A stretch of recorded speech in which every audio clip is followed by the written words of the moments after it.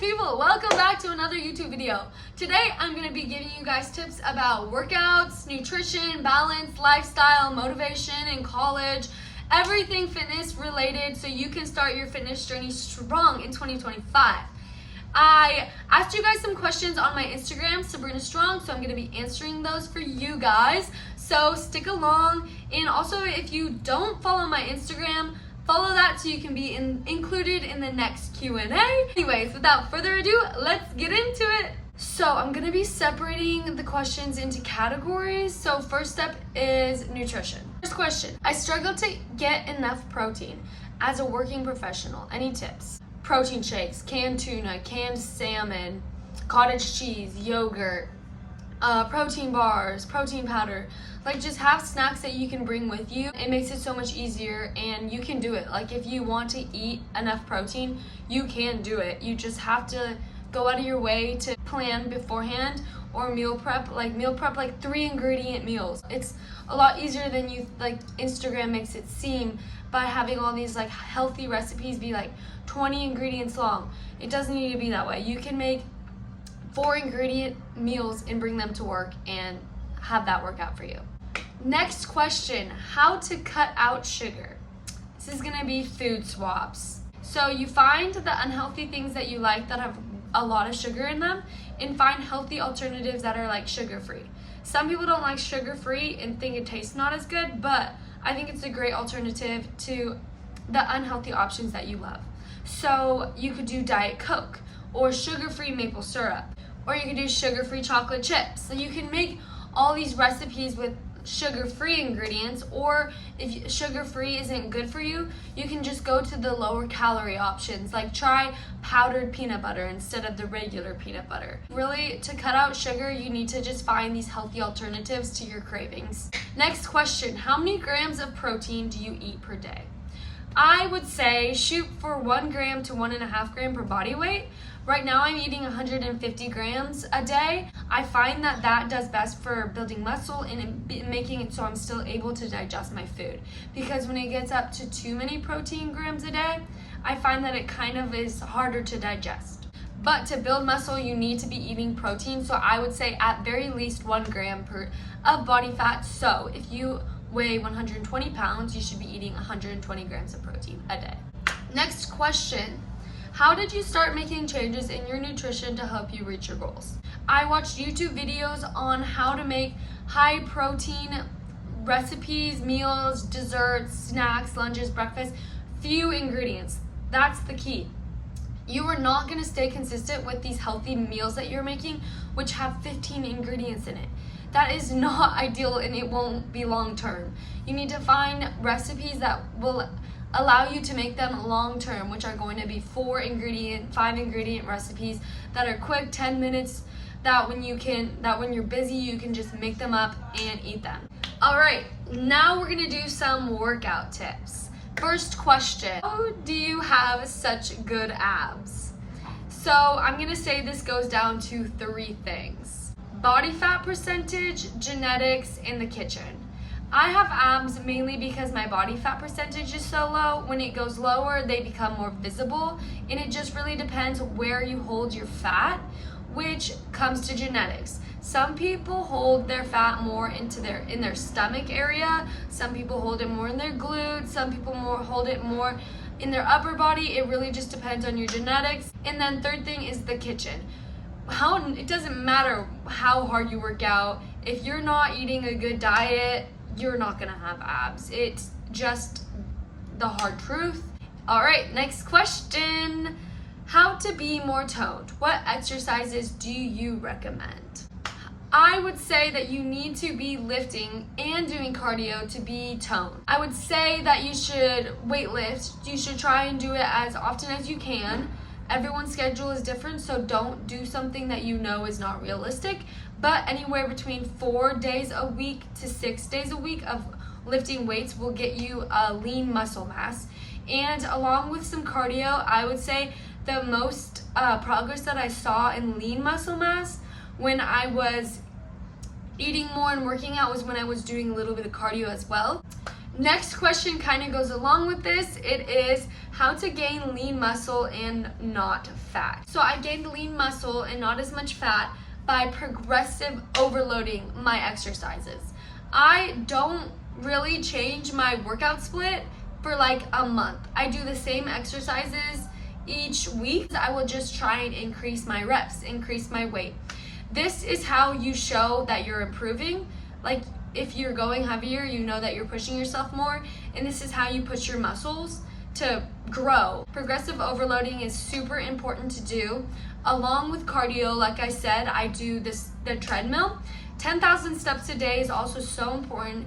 Just a lifting and cardio session isn't gonna get you that lean physique that you want. You also need to be active outside of the gym. Lastly, nutrition also comes along with this as well. You can eat the same amount of calories as someone else, but if you're not eating the good nutritional foods, then your body is not going to be getting fueled by the nutrients that it needs to absorb and to work hard and to have energy. So this is going to be your whole foods like cottage cheese, protein like chicken and turkey and steak, and fruits like bananas and blueberries, and vegetables like avocado. And you can see what I'm saying. If you're doing no whole foods, then you're not gonna find that lean muscle that you want. You need to have nutrients from the right sources. Next question is, what helped you see the biggest muscle growth and results? Between the second and third year that I first started lifting weight, I was pushing weight. You don't know how much you can actually lift. Like, you may think that what you're doing is hard, but I guarantee you can probably go 10 pounds heavier. Like, you just have to push yourself. Next question. What's your best tip for building biceps and upper body muscles? And I'm struggling to improve my back. Any suggestions, and how long until you saw results? I'm combining these two questions. So, biceps, I have pretty good biceps, and I only really do one exercise of biceps targeted isolated alone, because biceps I really include in a lot of my big heavy lifts from back. Do a lot of lat pull downs. Your biceps contribute to that exercise a lot, as well as pull-ups. I know they're not very fun and kind of humbling, but those are going to be your best friends if you want to grow your biceps and your back. And seated rows are great movement for growing your back, as well as bent over row. So if I were to say any back routine, you need a lat pull down, a row, and a lower bent over row for optimal back gains. To grow your upper body, back, and biceps, you need to be doing upper body at least 2 times a week. You need to train your upper body just as hard as you train your legs. You need to go to failure. You need to actually push weight. Next section, motivation and balance in college. First question. I'm a college student and sometimes it's hard to keep eating good. Do you have tips? Yes, I do. I am a college student and it has been very difficult, but I have found my ways. I would say first, you're a college student. You don't just need to focus on food and nutrition. If you really want something, eat it. You are in school, you need it for your brain. Have food swaps. Key. If you want some unhealthy dessert, try and eat a protein bar instead. Maybe that'll curb the craving. I would say what happens a lot is that you go through the day being super busy and not eating, that when it gets to night, you just go to the unhealthy option because you're so like, I just want to eat and go to bed. A huge thing to do is have healthy protein options as you're going to classes and snack through the day. Because this way you won't feel the need to have a super unhealthy pasta dinner at night. Have protein bars along the day, have a yogurt along the day, get a protein shake along the day. Sometimes you forget, and this will actually make it harder to be healthier at nighttime. Next question, how do I balance work and life and fitness in college? This one I've learned so well how to do, and it is time blocking. What you're gonna do is you're gonna time block an hour that you're gonna go to the gym. Say from 9 to 10, you are going to go to the gym. So you have that in your calendar. And then you can schedule out your studying before. after your classes. But as long as you time block that section in to go to the gym, there's no excuse. You literally have 1 hour. That is no excuse to not go. If you want to make it work, you will make it work. Next question. Any tips for college girlies starting their fitness journey? Yes. Time blocking, like I just said. Also go with your friends. Romanticize it. Make it enjoyable. Do workout classes. Don't go when it's super busy because that will be intimidating. And go with the plan. Have your exercises that you're gonna do listed out so you know what to do when you get there and you don't feel overwhelmed. Try and even know where you're going to be, like what exercises is located in what part of the gym. That'll make it less stressful.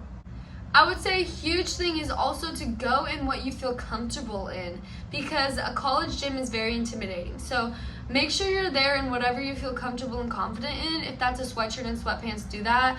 If it's a sports bra and shorts, do that. Do whatever feels comfortable for you, because then you're gonna enjoy it much more. And if you're starting your fitness journey, don't just go into it thinking, I need to do weightlifting.